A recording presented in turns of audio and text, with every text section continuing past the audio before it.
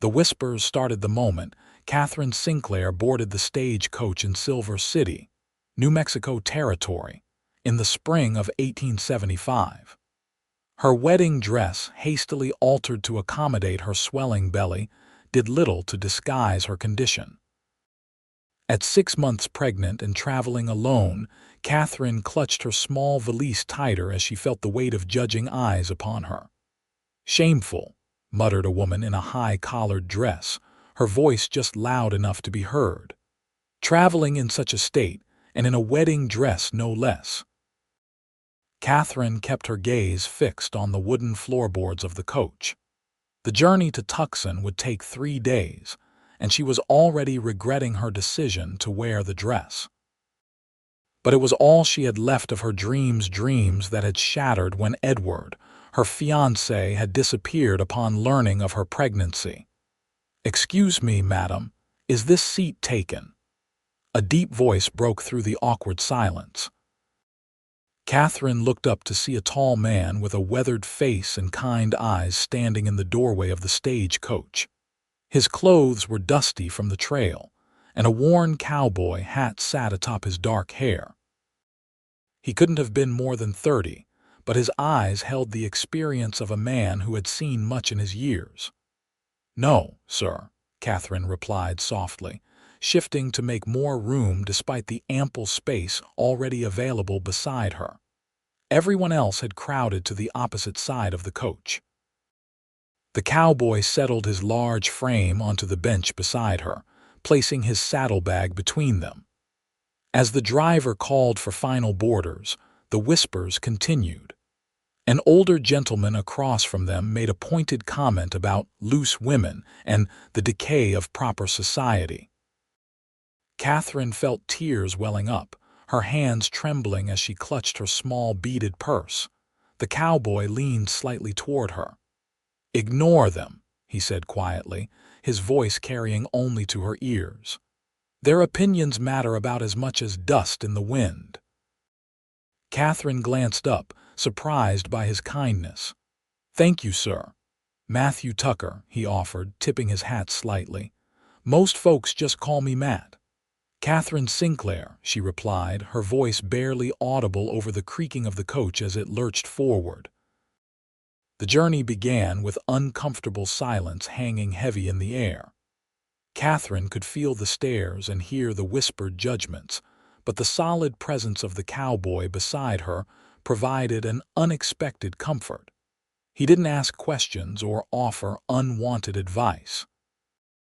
He simply sat there, a barrier between her and the scorn of the other passengers. As the stagecoach rumbled along the rutted road leading out of Silver City, Katherine gazed out the window at the town that had been her home for nearly 2 years. She had arrived as a schoolteacher, full of hope and determination to bring education to the children of the frontier. Now she was leaving in disgrace, headed for Tucson, where an old schoolmate had promised her shelter until the baby came. First time traveling west of Silver City. Matt asked conversationally, breaking the tense silence. Katherine nodded. "Yes, I've only been as far as Santa Fe before this." "Tucson's a fine place," he said.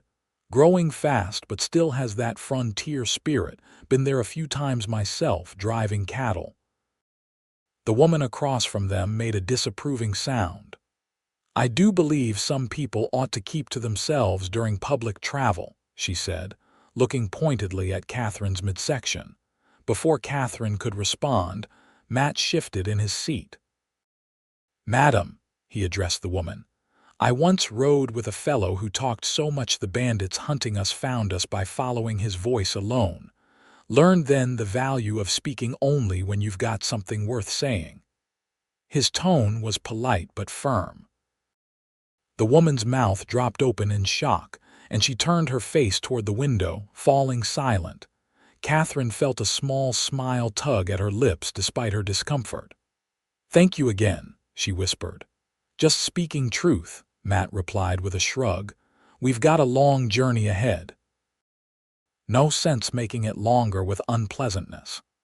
As the coach continued its journey, The initial tension gradually eased, though Katherine remained acutely aware of the occasional glances and whispers. The rhythmic sway of the coach and the heat of the day soon lulled some of the passengers to sleep. Katherine found herself fighting to keep her eyes open, the exhaustion of the past weeks catching up with her. "You can rest your head if you'd like," Matt offered, noticing her struggle to stay upright. "Journey's easier if you get some sleep when you can." Katherine hesitated, years of propriety warring with her bone-deep weariness. Finally, fatigue won out, and she carefully leaned against the corner where the seat met the wall of the coach, trying to find a comfortable position that wouldn't put pressure on her back. As she drifted into an uneasy sleep, she thought she felt something soft being tucked between her head, and the hard wooden wall mat's rolled-up jacket providing a makeshift pillow. When she awoke sometime later, the light had changed, and the stagecoach was pulling into a way station. Her neck was stiff, but she had managed to get some rest. Matt's jacket was still cushioning her head, and the cowboy himself was looking out the window, giving her privacy to collect herself. 30 minutes for refreshments and to stretch your legs. The driver called out as the coach came to a stop. The other passengers quickly disembarked, eager to escape the cramped quarters. Katherine moved more slowly, her back aching from the hours of sitting. "Let me help you down," Matt said, stepping out first and offering his hand. Katherine hesitated only briefly before accepting. His hand was calloused but gentle as he steadied her descent from the coach. "Thank you, Mr. Tucker." "Matt," he corrected with a smile. "Mr. Tucker was my father, and he was a far more respectable man than I'll ever be." The way station was little more than a sturdy cabin with a covered porch, a stable for fresh horses, and an outhouse around back. A weathered sign proclaimed, "Morrow's Rest hot meals and cold water." "You should eat something," Matt suggested. "The food between here and the next station isn't fit for man nor beast." Katherine nodded, suddenly aware of her hunger. She had been too nervous to eat before boarding the coach that morning. Inside the station house, the other passengers had already claimed tables, pointedly leaving no room for Katherine. Matt seemed to notice her discomfort and led the way to a small table in the corner. "Don't you worry about them," said a gray-haired woman who brought them plates of stew and cornbread. "Some folks got nothing better to do than judge others. I'm Martha Morrow. This here's my place." "It's very nice," Katherine said politely, grateful for the woman's kind tone. "Been running it 15 years now," Martha said proudly. "Seen all types come through, good folks, bad folks, and everything in between." She gave Katherine a knowing look. "And I can tell you're good folks, both of you." As they ate, Katherine noticed Matt watching the other passengers carefully, his eyes alert despite his relaxed posture. There was something protective in his manner that both confused and comforted her. "Have you been a cowboy long?" she asked, trying to make conversation. Matt's mouth quirked up at one corner. "Since I was old enough to sit a horse. My pa had a small spread outside Austin. Learned everything from him until he passed on when I was 16. Been working cattle drives and odd jobs ever since." "I'm sorry about your father," Katherine said sincerely. Matt nodded his thanks. "Been a long time now. What about you? Teaching, was it?" Katherine looked up in surprise. "How did you know, the way you speak? The book's in your bag," he nodded toward her valise, where a corner of a volume was visible. "And you have that patient look teachers get, like you're used to explaining things 3 different ways." Katherine felt a genuine smile form for the first time that day. "Yes, I was the school teacher in Silver City for almost 2 years." She didn't elaborate, and Matt didn't ask why she was leaving or about her condition. Instead, he told her stories about the trail, about the strange characters he'd met, and the beautiful places he'd seen. By the time they reboarded the coach, Katherine felt more at ease than she had in months. As the journey continued, the brutal heat of the afternoon made the coach stifling. Katherine fanned herself with a handkerchief, trying to find relief. The baby seemed to sense her discomfort, kicking restlessly within her. "We'll be stopping at Cedar Creek by nightfall," Matt said, noticing her discomfort. "They've got proper rooms there, and you can get a good night's rest." The prospect of a real bed was heartening. Katherine had been dreading sleeping sitting up in the coach for the entire journey. When they finally arrived at Cedar Creek as the sun was setting, Katherine was exhausted. The day's journey had been grueling, with rough roads and the constant strain of ignoring the judgmental glances from the other passengers. Cedar Creek was larger than the previous stop, a small settlement that had grown around the stagecoach line. There was a proper inn, a general store, and a few other buildings clustered together. As the passengers disembarked, Katherine heard the whispers start again. The innkeeper's wife looked her up and down, taking in her wedding dress and pregnant belly with narrowed eyes. "We don't have much room," the woman said coldly when Katherine approached the counter. "Might be best if you found other accommodations." Katherine felt her heart sink. She was too tired to argue and had nowhere else to go.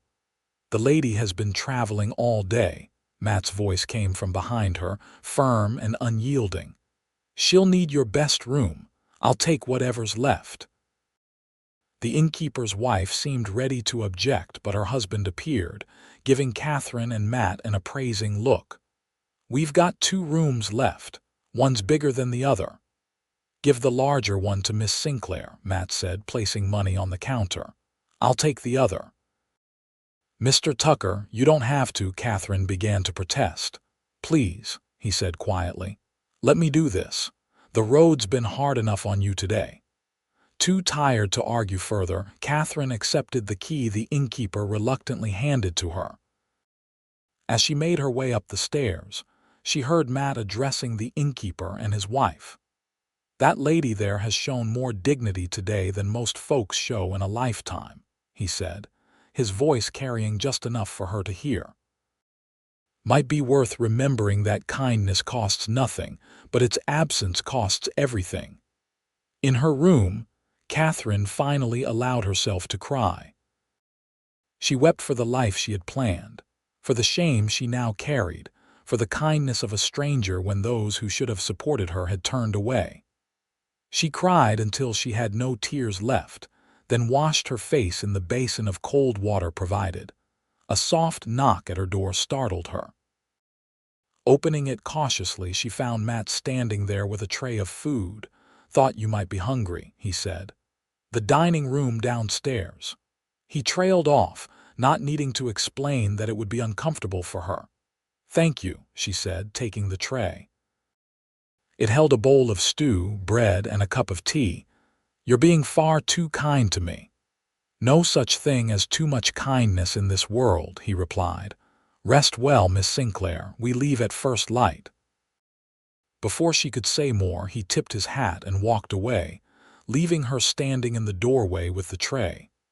That night, lying in the unfamiliar bed, Katherine thought about Matthew Tucker. He was unlike any man she had met before, direct yet gentle, strong yet kind. He reminded her of the heroes in the novels she had read as a girl. The ones her mother had warned would give her unrealistic expectations about men. Yet here he was, real and solid, offering protection and respect when she needed it most. It was dangerous to let her mind wander in this direction, she knew. She was in no position to entertain romantic notions, not with a baby coming and her reputation in tatters. Besides, Matt was simply being a gentleman. Once they reached Tucson, he would go his way and she would go hers. With that firmly in mind, she drifted off to sleep, one hand resting protectively over her swollen belly. The next morning dawned clear and already warm. Katherine dressed carefully in her wedding gown, wishing she had something else to wear. The dress, once a symbol of joy and hope, now felt like a mockery of her situation. But it was the only thing she owned that still fit comfortably over her growing midsection. When she descended to the inn's main floor, she found Matt already there, speaking with the driver. He looked up as she approached, and she was struck again by the kindness in his eyes. "Good morning, Miss Sinclair," he greeted her. "Hope you slept well." "Better than I expected," she admitted. "Thank you for the meal last night." The other passengers were gathering, and Katherine noticed that the woman who had been most vocal in her disapproval the previous day was watching them with undisguised curiosity. "Ready for another day on the trail?" Matt asked, offering his arm to escort her outside. "As ready as I'll ever be," she replied with a small smile, accepting his arm. As they walked out to the waiting stagecoach, Katherine heard the whispers start again. But this time, they seemed focused not on her shame but on speculation about her relationship with the cowboy. Must be his wife after all. Perhaps he's just now catching up with her. Still improper to travel in such a state. Matt helped her up into the coach and took his seat beside her again. The other passengers filed in, and soon they were on their way once more. The second day of travel proved even more grueling than the first. The road became rougher as they traveled west, and the heat intensified. By midday, everyone in the coach was uncomfortable and irritable. Even Matt seemed affected, though he maintained his stoic demeanor. During a brief stop to water the horses, Katherine stepped away from the coach to stretch her legs. Her back was aching fiercely, and she placed one hand against a tree for support as she tried to find a position that offered some relief. "Are you well?"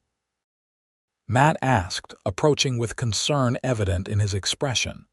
"Just the usual discomforts," she assured him, though in truth she was worried. The baby was moving less than normal and she felt unusually fatigued. Matt frowned, studying her face. "You're pale. Perhaps we should stop at the next station for longer than planned." "No," Katherine said quickly. "I don't want to delay anyone's journey. I'll be fine." Matt looked unconvinced but didn't argue. Instead, he offered her his canteen. "At least drink some water. It's cooler than what they're providing here."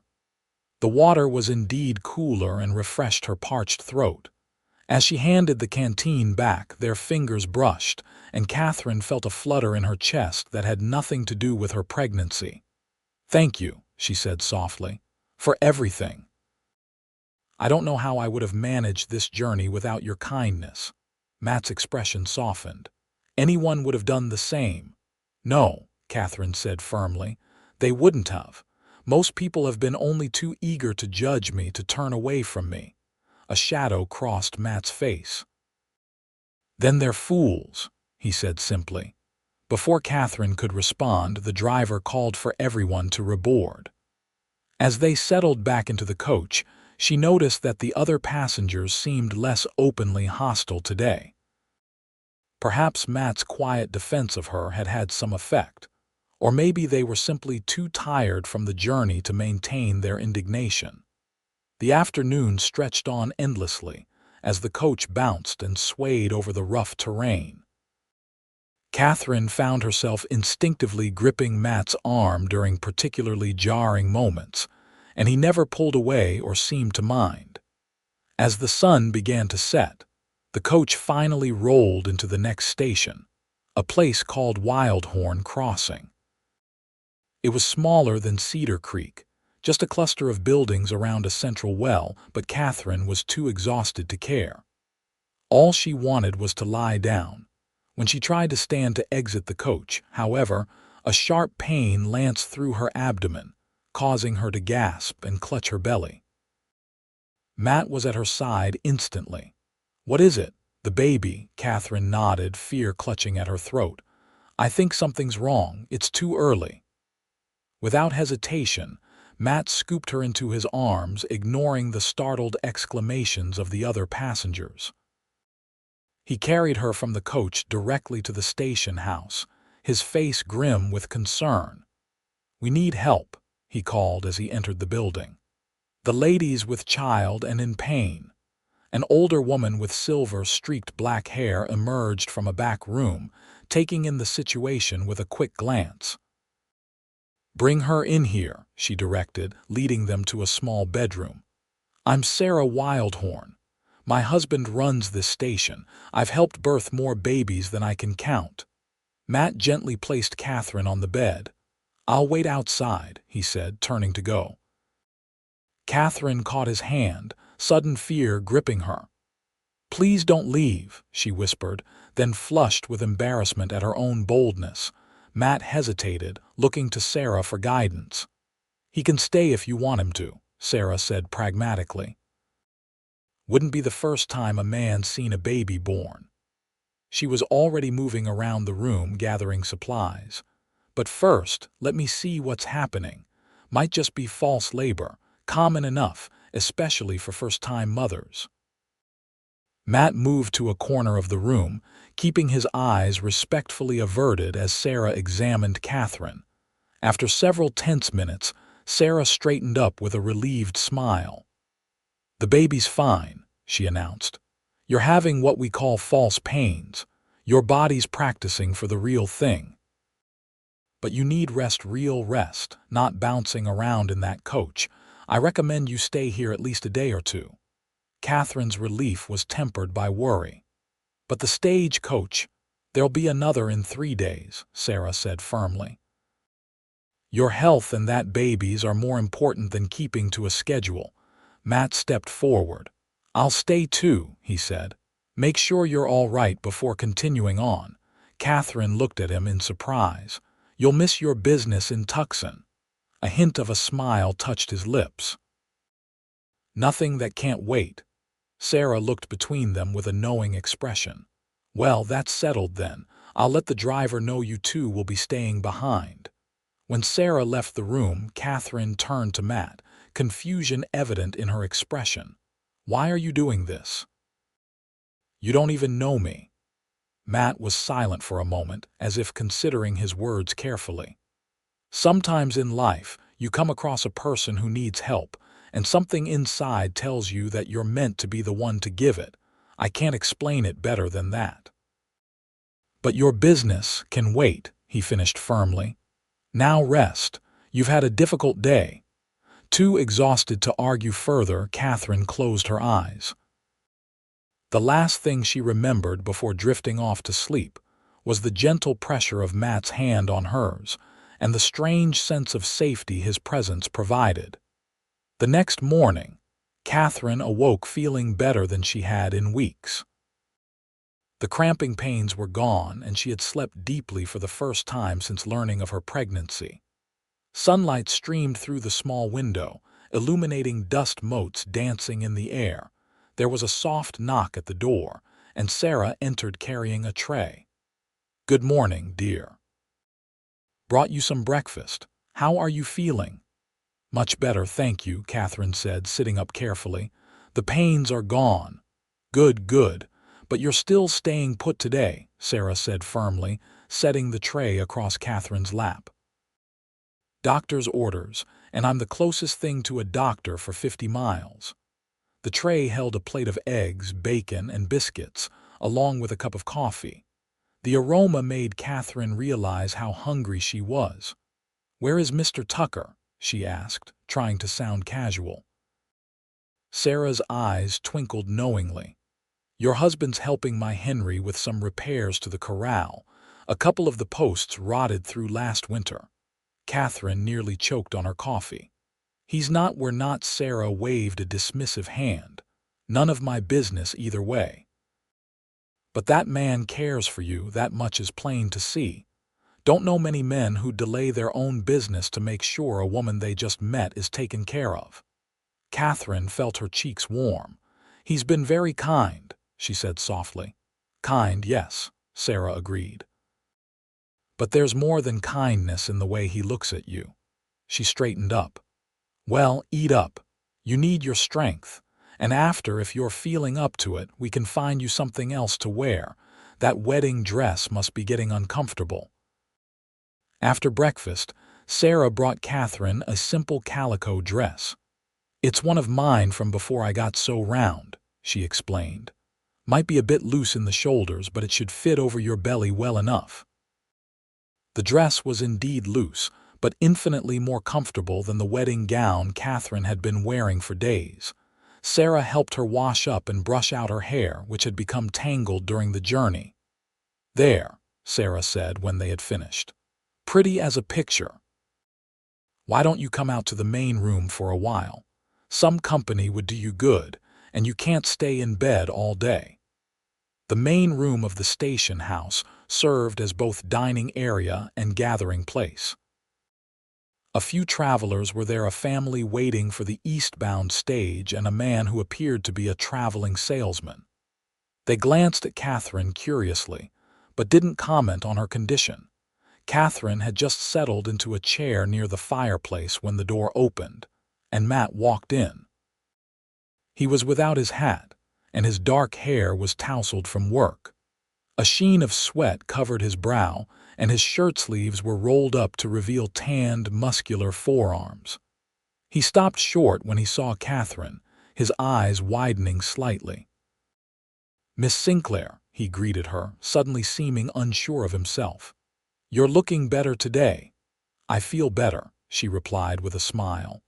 "Sarah tells me you've been helping with repairs."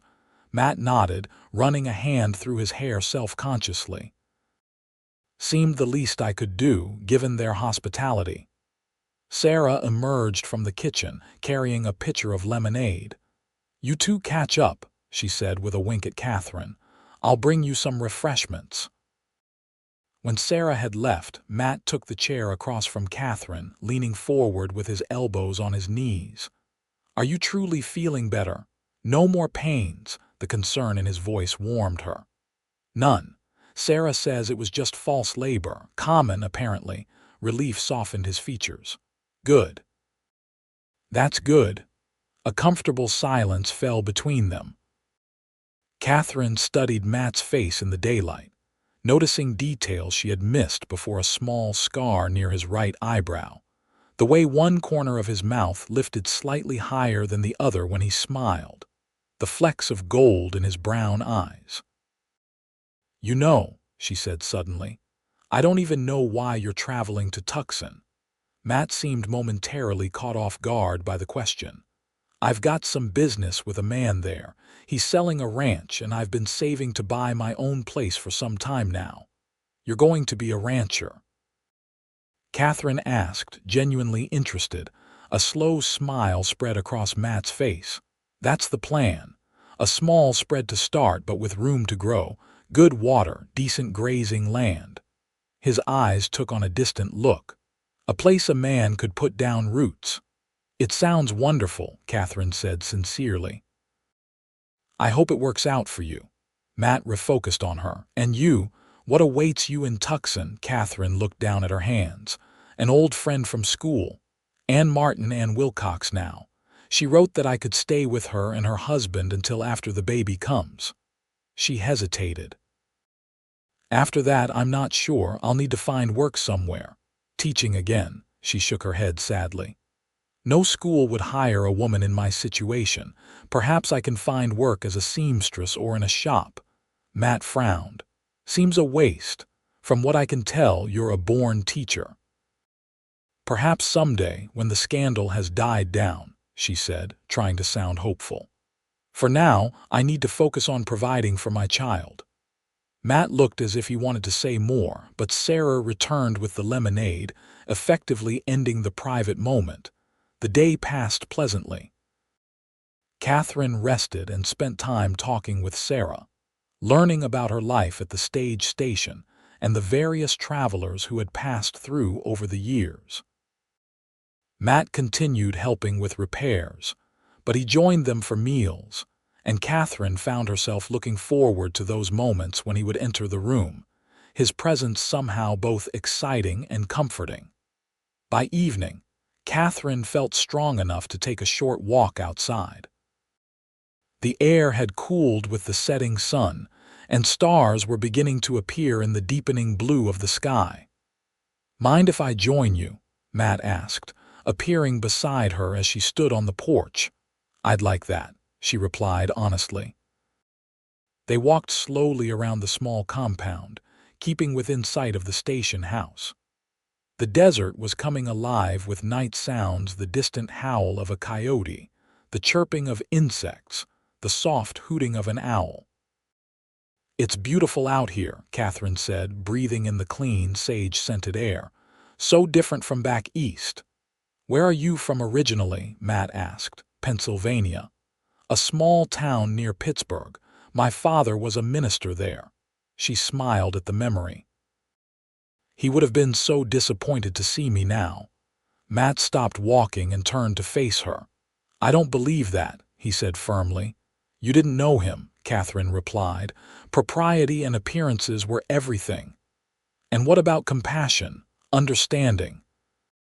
Weren't those part of his teachings too?" Katherine was silent, considering his words. "Yes," she finally admitted.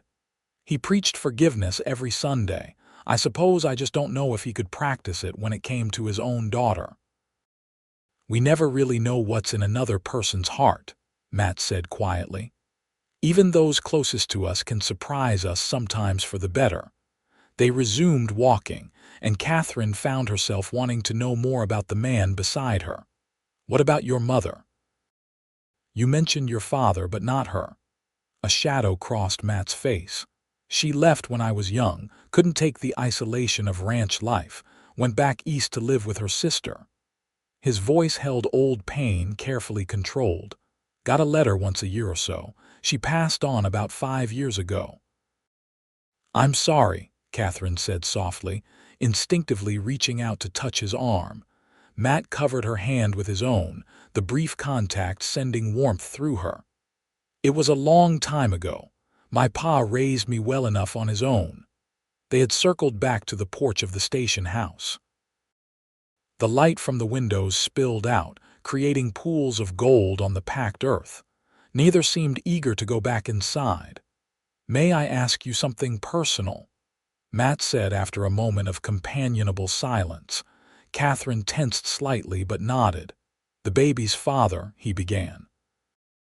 "Doesn't know," she finished for him. "Edward and I were engaged.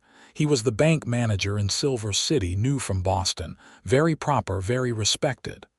Her voice held a hint of bitterness. "When I told him about the baby, he said he needed time to think. The next day he was gone. Left a note saying he'd been called back east on family business. That was 3 months ago." Matt's jaw tightened. "Coward," he said, the word carrying a weight of contempt. "Yes," Katherine agreed simply, "but perhaps it's better this way. If he could abandon us so easily, what kind of husband and father would he have been?" Matt seemed to consider this. "Still doesn't make it right." "No," Katherine sighed. "But it's done now. I need to look forward, not back." They stood together in the growing darkness. The night sounds a soothing backdrop to their conversation. Katherine felt a strange comfort in Matt's presence, a sense of safety she hadn't experienced since before her world had fallen apart. "We should go in," Matt said eventually, though he made no move to do so. "You need your rest." "Yes," Katherine agreed, equally reluctant to end the moment. "Thank you for the walk, and for listening." Matt smiled down at her, his face half illuminated by the light from the windows. "Anytime, Miss Sinclair." "Katherine," she corrected him softly. "Please call me Katherine." Something shifted in his expression, a warmth kindling in his eyes. "Katherine," he repeated, as if testing how the name felt on his tongue. "Then you must call me Matt." "Matt," she echoed, smiling up at him. For a moment they stood looking at each other, something unspoken passing between them. Then Sarah's voice called from inside, breaking the spell. "You two better come in before the mosquitoes eat you alive." Matt offered Katherine his arm, and together they went back into the station house, each aware that something fundamental had changed between them. The next morning, Sarah declared Katherine fit to travel. "The stage will be through this afternoon," she informed them at breakfast. If you're both still set on continuing to Tucson. Matt looked to Katherine. Are you sure you're ready? We could wait for the next one if you need more time. The concern in his voice touched her deeply. I'm much better, she assured him. And I shouldn't impose on Sarah and Henry's hospitality any longer. You're no imposition, dear, Sarah said kindly, but I understand wanting to get where you're going. As they prepared for departure, Katherine found herself growing increasingly anxious, though not about her health. The idea of arriving in Tucson, of parting ways with Matt, filled her with a strange sadness. In just 3 days, this man had become important to her in ways she couldn't fully articulate, even to herself. The stagecoach arrived mid-afternoon, bringing with it a new set of passengers, a middle-aged couple, a young man who appeared to be a clerk of some kind, and an older gentleman with the bearing of someone used to authority. As they boarded, Katherine braced herself for the same kind of treatment she had received from the previous passengers. But whether it was Matt's protective presence beside her, or simply that these travelers were of a different temperament, there were no snide remarks or disapproving glances. The journey resumed, the coach swaying and bouncing along the rutted road. Katherine found herself leaning against Matt more often than not, their shoulders touching, his solid presence a comfort as the miles passed. They stopped for the night at a station smaller than Wild Horn Crossing, with just enough room for the passengers to sleep. The accommodations were sparse pallets on the floor for the men, a curtained-off area with 2 narrow beds for the women. Before retiring, Katherine and Matt took a brief walk outside, as had become their custom. One more day, Matt said, looking up at the star-filled sky. We should reach Tucson by tomorrow evening. Yes, Katherine replied, unable to keep a note of sadness from her voice. Matt turned to look at her, his expression unreadable in the darkness. Katherine, I've been thinking whatever he had been about to say was interrupted by the station keeper calling that it was time to lock up for the night. With a sigh, Matt offered Katherine his arm to escort her back inside. We can talk tomorrow, he said, though he sounded uncertain. The next morning dawned cloudy and cooler, a welcome relief after days of heat. The final leg of the journey began early, and Katherine found herself watching the landscape change as they traveled, the desert giving way to more varied terrain as they approached Tucson. Matt was quieter than usual, seemingly lost in thought.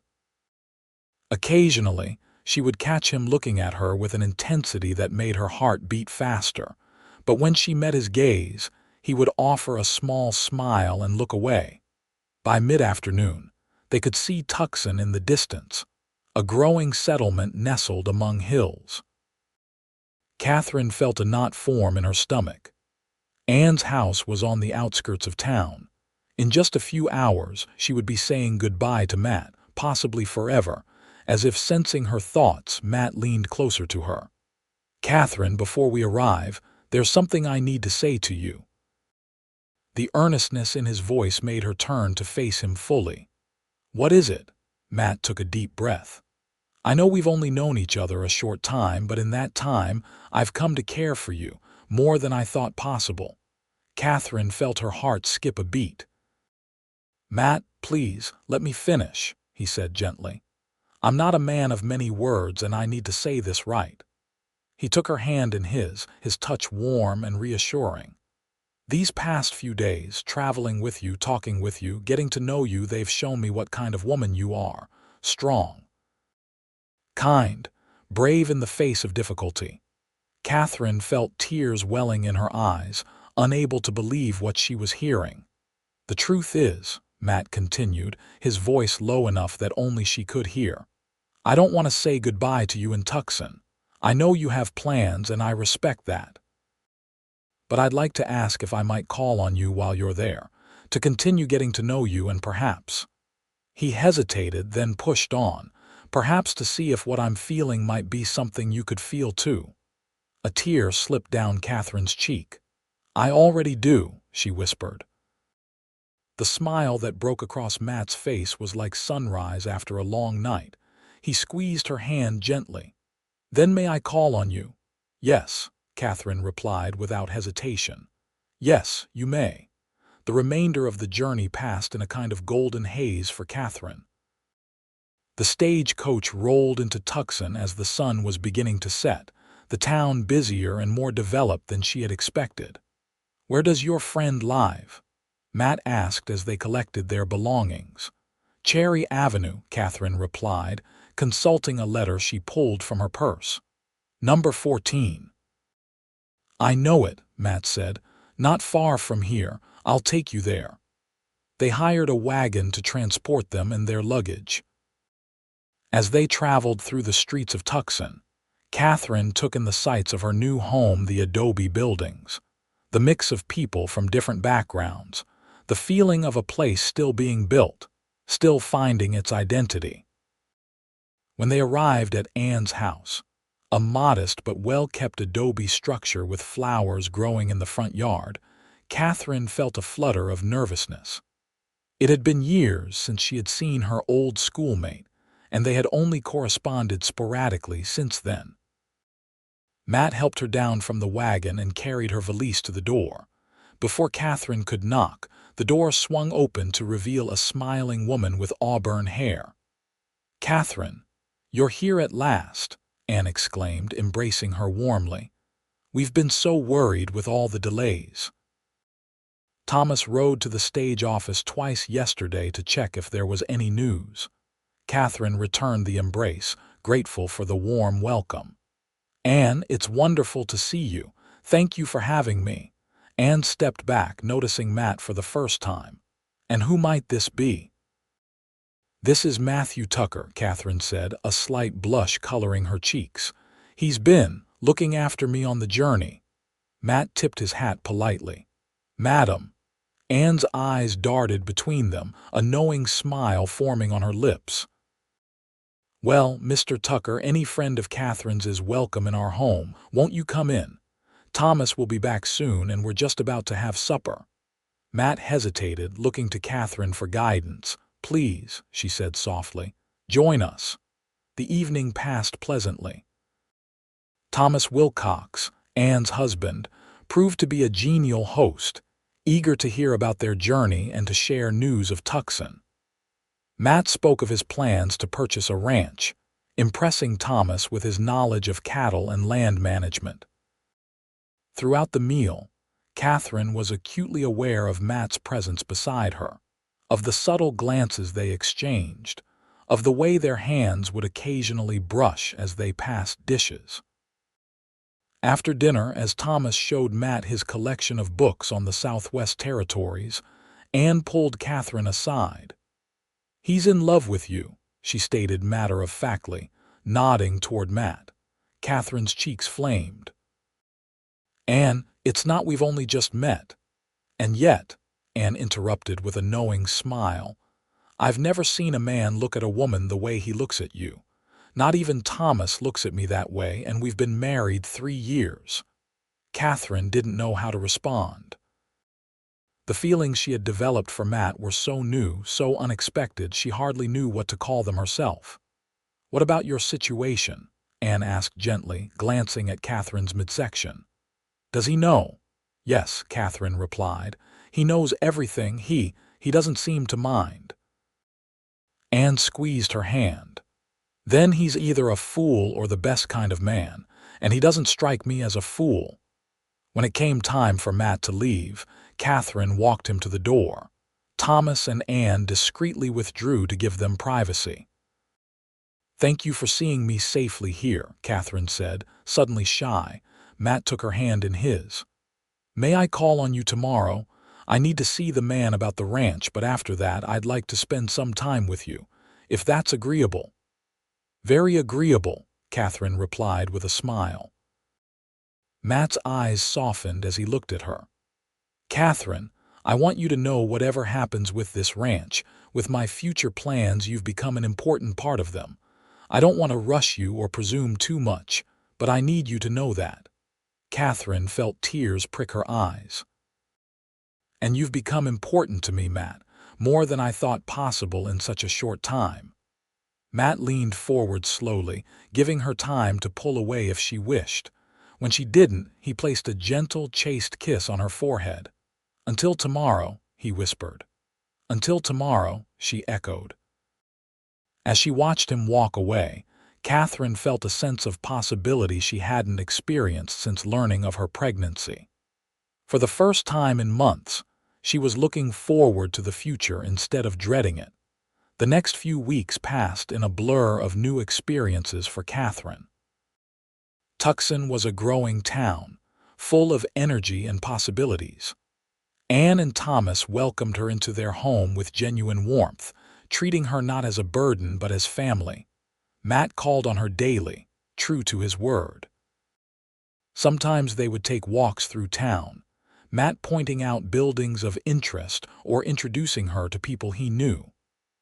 Other times, they would simply sit on the porch of Anne's house, talking for hours about everything and nothing, their childhoods, their hopes, their fears. Katherine learned that Matt had been saving for years to buy his own ranch, working cattle drives and taking odd jobs to build his stake. The ranch he was considering was 15 miles outside Tucson, with a small house, a barn, and good water access. "It needs work," he admitted one evening as they sat watching the sunset. "The previous owner let things go toward the end, but the bones are good."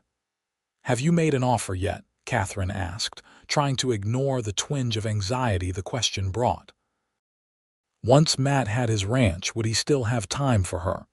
"I'm meeting with Mr. Hollister tomorrow to discuss terms," Matt replied. He hesitated, then added, "Actually, I was hoping you might come with me to see the place, if you're feeling up to it." Katherine's heart leaped at the suggestion. "I'd love to." The next day, Matt arrived with a rented buggy, carefully helping Katherine up into the seat. At 7 months pregnant, her movements were becoming more awkward, but Matt never seemed to notice or mind. The journey to the ranch took just over an hour, the road winding through desert landscapes that Katherine was still learning to appreciate.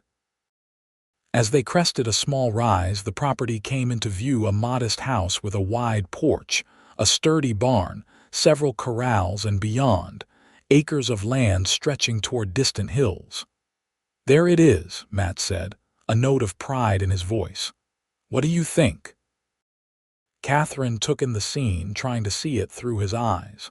The house needed paint, and some of the corral fencing was in disrepair, but she could see the potential.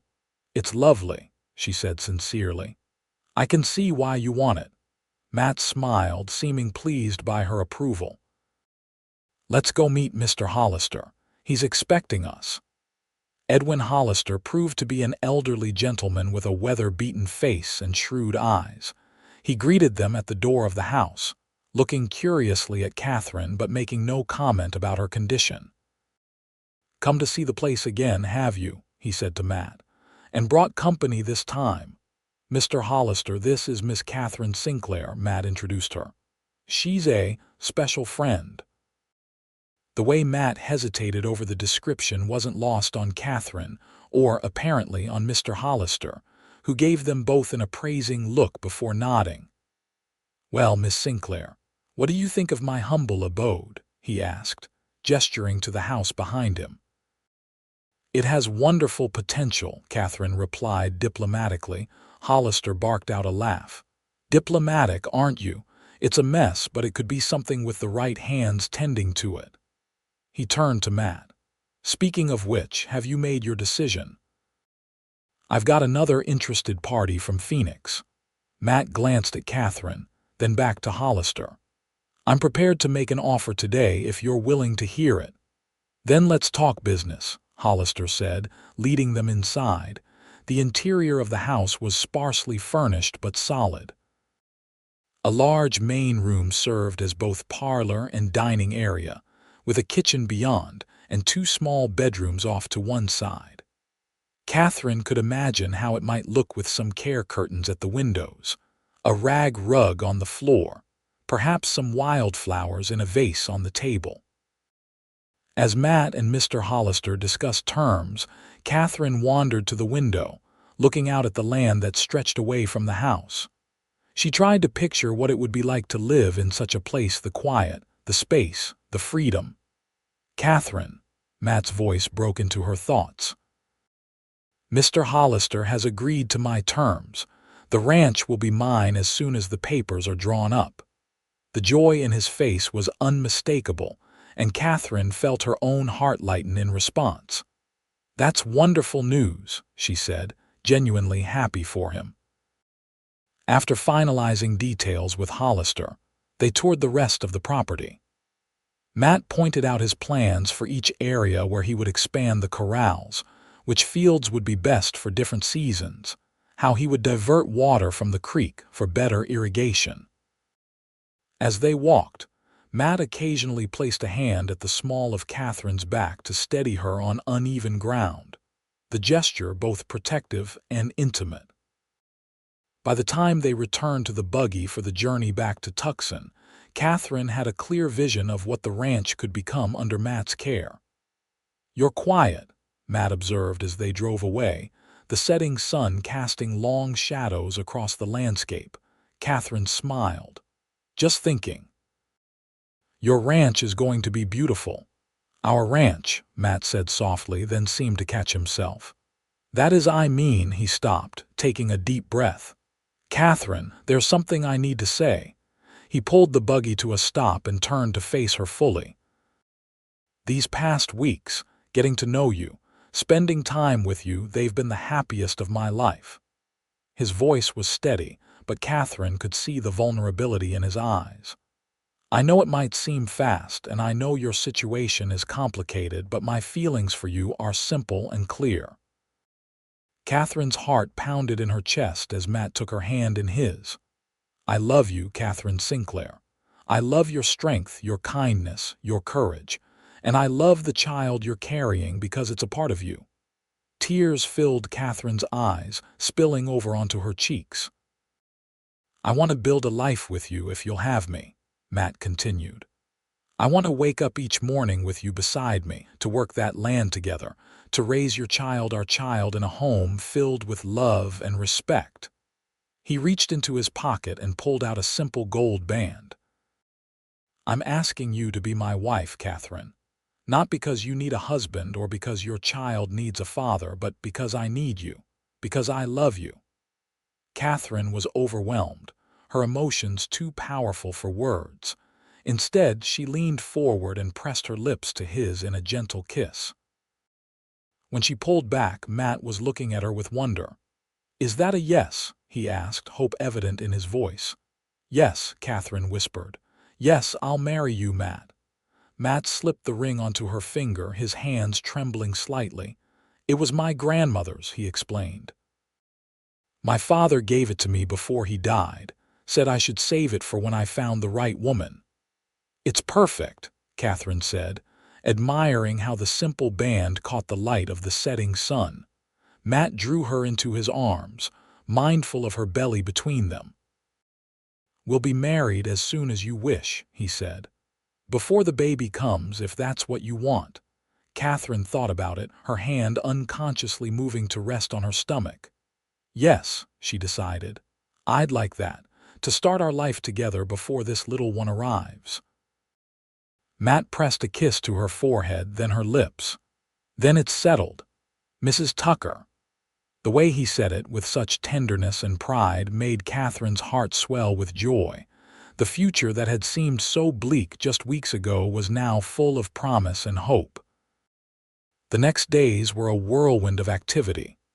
When Katherine and Matt announced their engagement to Ann and Thomas, there was genuine delight and immediate offers of help with wedding preparations. "It's fast," Ann acknowledged privately to Katherine, "but anyone can see how right you are together. Some people search a lifetime for what you two found in a stagecoach." Reverend Daniels, the minister of Tucson's small church, agreed to perform the ceremony the following Sunday. Though initially hesitant when he learned of Catherine's condition, he relented after a private conversation with Matt. "What did you say to him?" Katherine asked afterward, curious about the Reverend's change of heart. Matt shrugged, a slight smile playing at his lips. "Just the truth. That I love you and your child, and that I believe real love, is never something to be ashamed of." The wedding was a simple affair. Katherine wore a dress that Anne had helped her alter, a soft blue fabric that complemented her eyes and accommodated her growing belly. Matt wore his best shirt and a new black vest, his normally unruly hair tamed for the occasion. They exchanged vows in the small church, with only Anne, Thomas, and a few of Matt's acquaintances in attendance. Katherine felt none of the nervousness she had experienced before her planned wedding to Edward. This time, she was certain of her choice, certain of the man who was promising to share his life with hers. After the ceremony, they shared a meal at Anne and Thomas's home. As the evening drew to a close, Matt took Katherine's hand. "Are you ready to go home?" he asked softly. Home. Such a simple word, yet it held so much meaning. Home to the ranch that would be theirs, to the life they would build together. "Yes," Katherine replied, squeezing his hand. "I'm ready." They said their goodbyes to Anne and Thomas, promising to visit often. Matt had already moved his few belongings to the ranch and had been working tirelessly to prepare the house for Katherine's arrival. The journey to the ranch seemed shorter this time, filled as it was with plans and dreams for their future. When they arrived, Katherine gasped in surprise. The porch had been swept clean, and 2 rocking chairs sat side by side, facing the sunset. A lantern glowed in the window, welcoming them home. "When did you do all this?" she asked as Matt helped her down from the buggy. "Been working on it whenever I could get away," he admitted. "Wanted it to be special for you."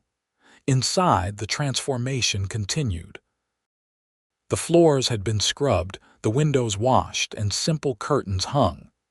A vase of wildflowers sat on the table, and the bed in the main bedroom had been made up with fresh linens. "It's beautiful," Katherine said, tears welling in her eyes. "Truly beautiful."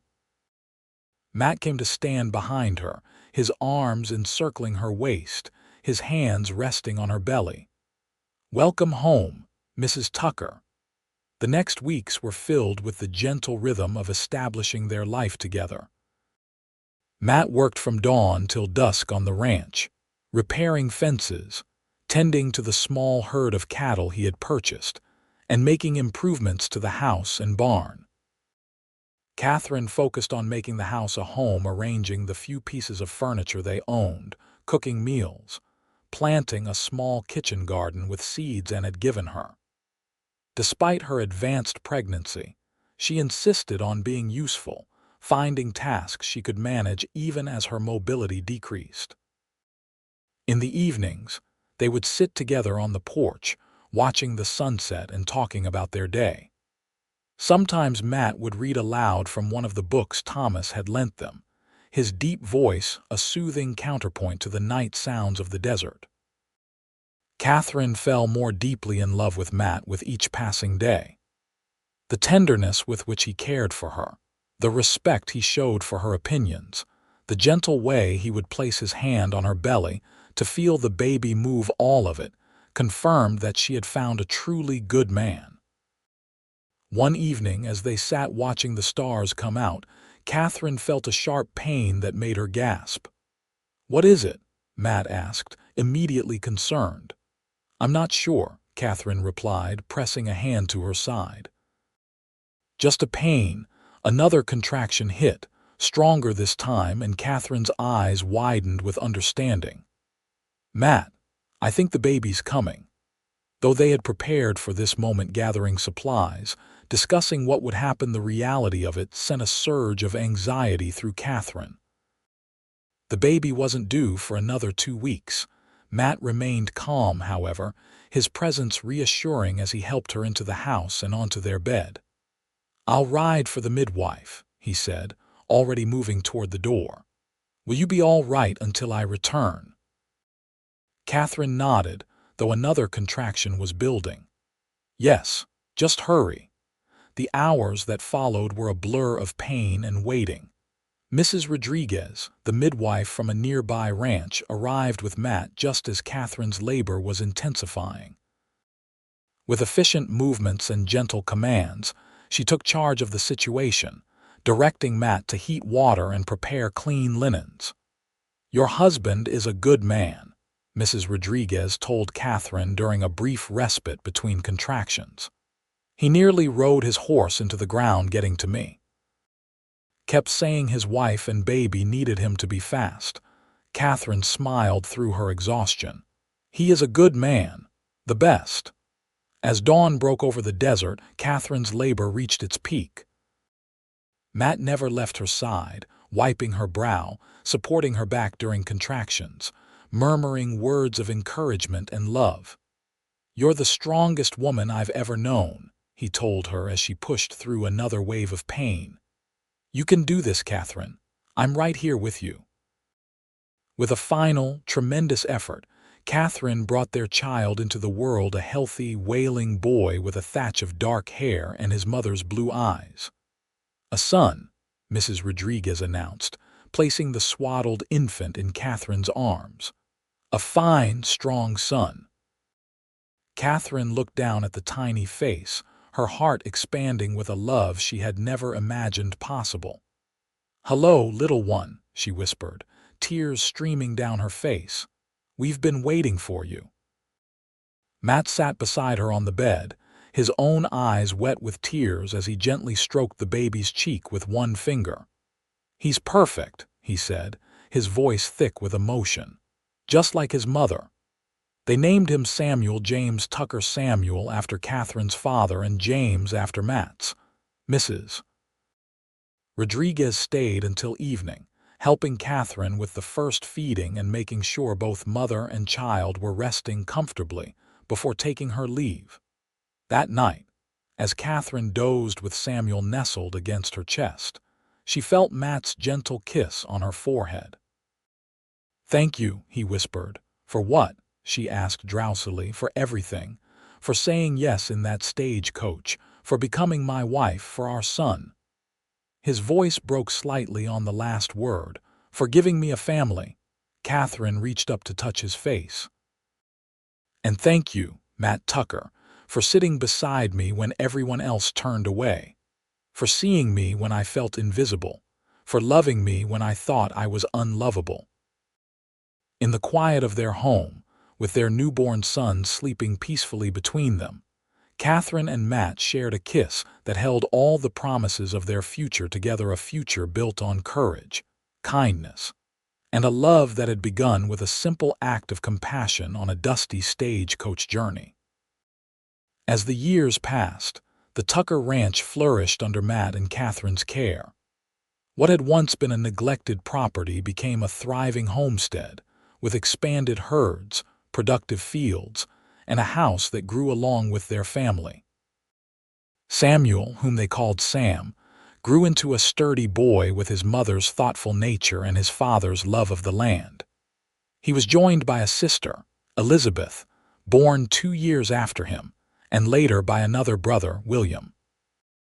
Katherine never returned to formal teaching, but she ensured that her children received an education at home until they were old enough to attend the school in Tucson.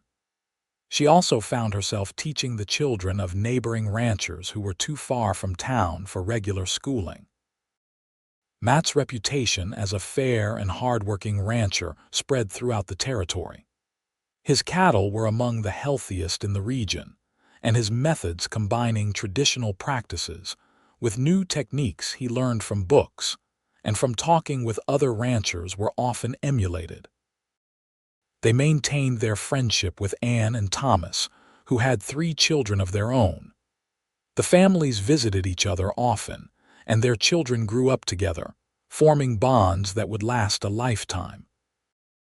On the 10th anniversary of their wedding, Matt surprised Katherine with a locket containing miniature portraits of their children.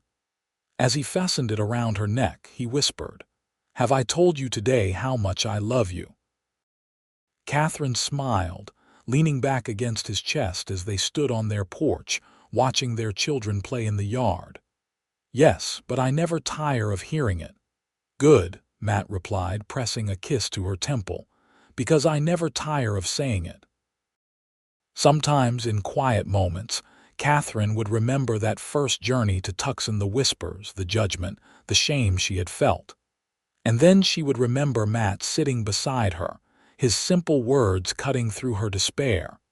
Ignore them. She had learned since then that there would always be those who judged others without understanding their stories. But she had also learned that there were people like Matt in the world, people whose compassion and kindness could change a life forever. As the sun set over their ranch, painting the desert in hues of gold and purple, Katherine turned in her husband's arms to face him. "Do you ever think about how differently our lives might have turned out if you hadn't sat next to me that day?" Matt's eyes, still as warm and kind as they had been the day they met, held her steadily. "Sometimes. But then I remember something my father used to say, that the most important journeys in our lives aren't measured in miles, but in the hearts we touch along the way." He brushed a strand of hair from her face, his touch still sending a flutter through her heart after all these years. "Our journey was meant to begin on that stagecoach, Katherine.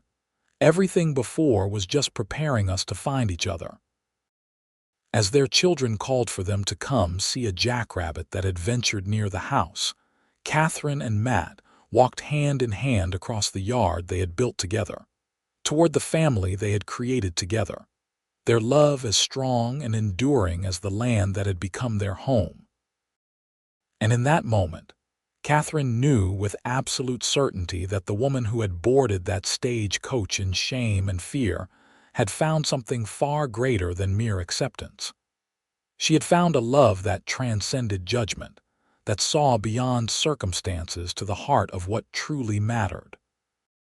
She had found her place in the world, and it was right here, beside the cowboy who had once said, "Ignore them," and then shown her a life where the only voices that mattered were those of love, respect, and belonging.